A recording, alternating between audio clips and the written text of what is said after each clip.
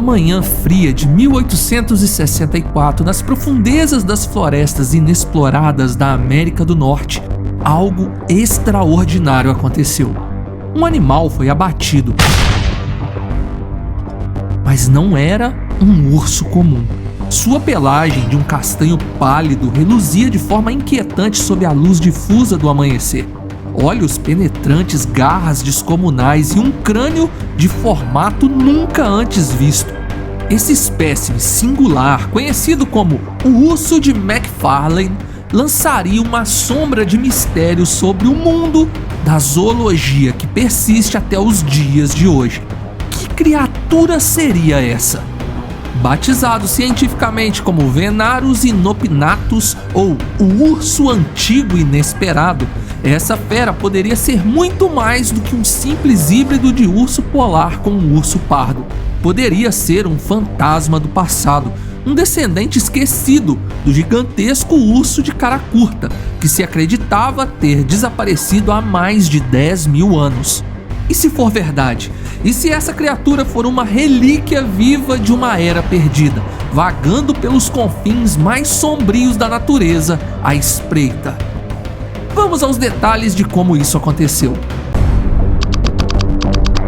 Na tundra ártica, no remoto e desolado extremo norte do Canadá, em 1864, 2 caçadores inuit se aventuraram ao longo das costas congeladas da Baía de Franklin.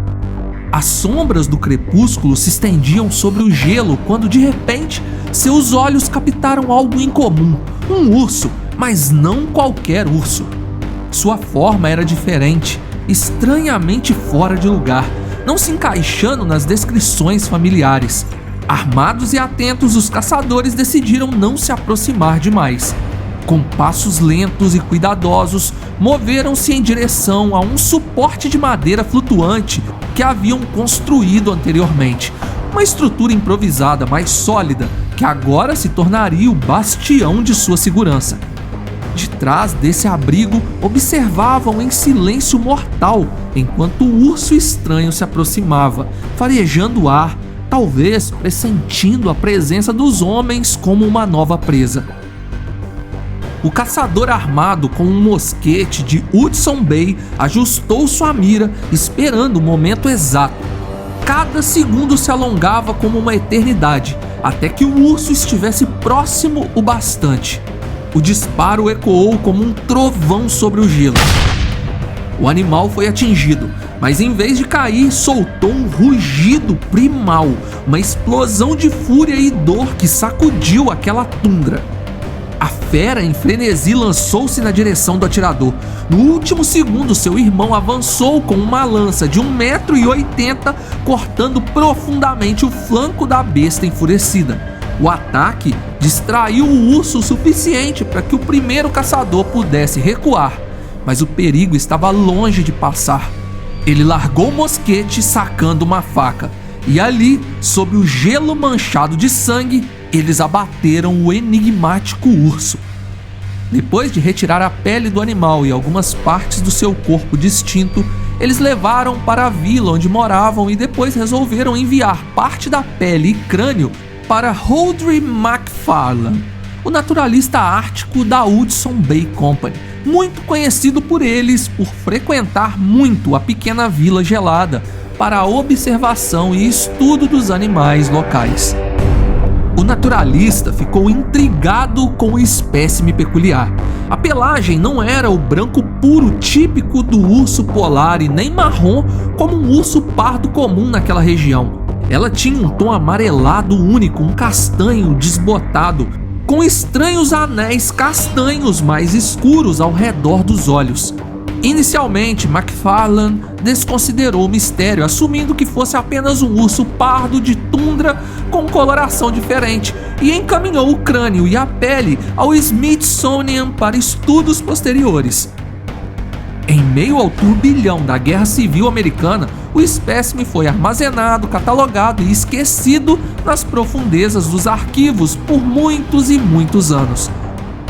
Mas o segredo do urso peculiar estava longe de ser enterrado.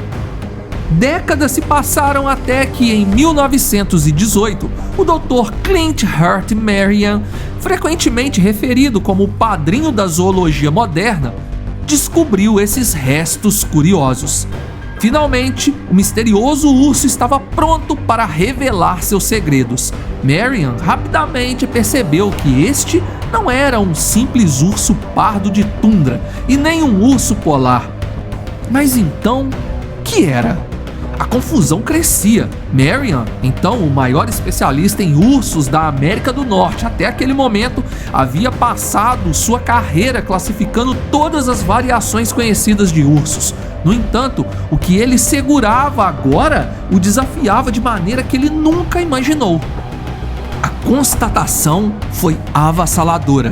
Só na América do Norte havia uma diversidade surpreendente de ursos. Entre as 8 espécies conhecidas de ursos no mundo, cada uma originária da mesma família, a Ursidae, o urso de McFarlane parecia não se encaixar em nenhuma delas. O urso pardo, o urso polar, o urso negro, todas tinham suas subespécies claramente definidas.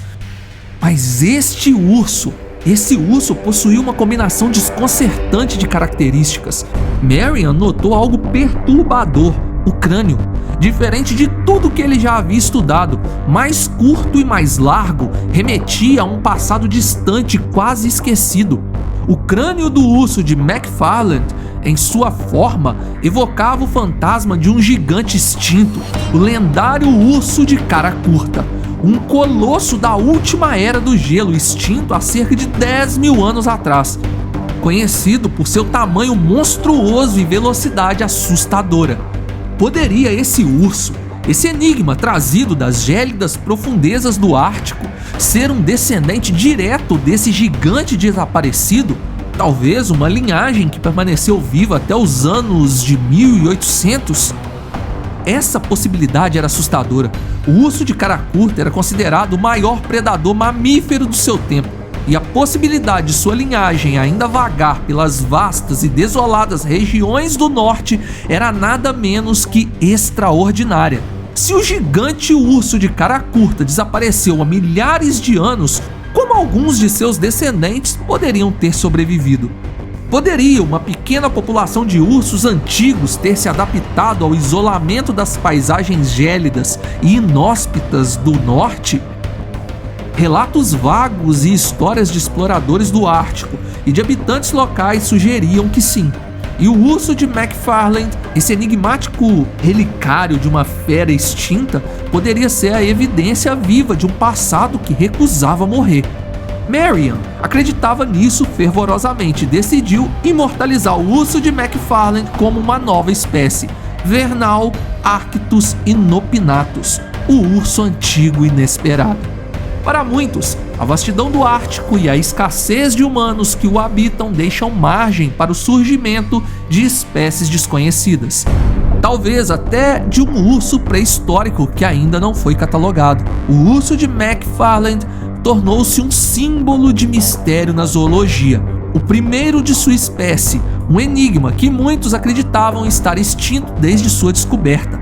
Ou, mais perturbador, talvez o último de sua espécie tivesse caído pelas mãos daqueles caçadores Inuit em 1864. E com ele, o segredo de uma linhagem perdida desaparecera nas brumas do tempo. Mas como sempre, a história tem suas reviravoltas. Em 2006, o mistério emergiu novamente das sombras. Jim Martell, um caçador americano, em uma expedição guiada nos confins das ilhas de Banks, avistou algo que fez seu coração disparar. Um urso diferente de tudo que ele conhecia. E com um tiro certeiro ele abateu a criatura. Quando o grupo se aproximou, percebeu que haviam matado algo extraordinário. O primeiro híbrido natural registrado entre um urso polar e um urso pardo. A revelação abalou o mundo científico. A descoberta do urso Growlar, como foi apelidado pela mídia, reacendeu um debate antigo. Existiriam mais desses híbridos vagando pelas gélidas tundras do Ártico? E se sim, o que mais poderia estar se escondendo nas sombras? As semelhanças entre o urso de McFarland e o híbrido de Martel eram marcantes. A mesma pelagem amarelada, as garras alongadas, o anel marrom ao redor dos olhos. Será que o urso de McFarland era, afinal, o primeiro híbrido de urso polar e urso pardo já documentado? Estudos científicos no crânio do urso de McFarland e de um urso grolar apontam semelhanças. Porém, ainda existem diferenças não respondidas por nossa ciência moderna. Então a questão que permanece é: o que exatamente é o urso de McFarland? Poderia ser mais do que um híbrido comum ou um remanescente do passado? Em uma tentativa de resolver o mistério, o Smithsonian deu ao Dr. Blaine Schubert, da East Tennessee State University, acesso raro aos restos do urso. Sua conclusão foi categórica: era apenas uma jovem fêmea de um urso pardo. Mas enquanto alguns especialistas encerram o caso, outros permanecem firmes em sua crença de que o verdadeiro segredo do urso de McFarland ainda está enterrado na tundra, esperando para ser revelado. Hoje, a teoria que mais prevalece no enigmático caso do urso de McFarland é que ele teria sido de fato um híbrido entre um urso polar e um urso pardo, e não um sobrevivente distante do lendário gigante urso de cara curta. Ainda assim, há quem desafie essa explicação aparentemente lógica. Cientistas céticos argumentam que este urso peculiar poderia ser outra espécie totalmente desconhecida e que foi extinguida em 1864, logo após a sua descoberta. Mas um detalhe inquietante continua a provocar a imaginação de todos. Se realmente esse urso era uma espécie desconhecida, por que os caçadores inuits que sempre caminhavam por ali nunca tinham visto nada parecido? Essa foi a primeira e última vez que tal criatura teria se revelado a eles. Se hoje, após décadas de pesquisa intensiva, os zoólogos consideram os híbridos de urso polar e urso pardo como quase impossíveis de serem encontrados, imagine as probabilidades de tal união ocorrer há mais de 100 anos atrás. E se contra todas as probabilidades, Vernal Arctos inopinatus ainda espreita nas sombras geladas da tundra, uma pequena e furtiva população ainda viva, aterrorizando as terras inóspitas como um predador esquivo e implacável? Ou talvez este misterioso urso tenha sucumbido aos caprichos da natureza, enredado pelas garras das mudanças climáticas implacáveis que remodelaram o Ártico. O destino do urso de McFarland permanece um enigma fascinante, um mistério gelado que o mundo da zoologia pode nunca desvendar completamente. Comente o que achou e dê a sua opinião sobre esse caso. Por favor, deixe seu like e se inscreva no canal, é de graça e nos ajuda a chegar a 500 mil inscritos. Muito obrigado por assistir. Fui!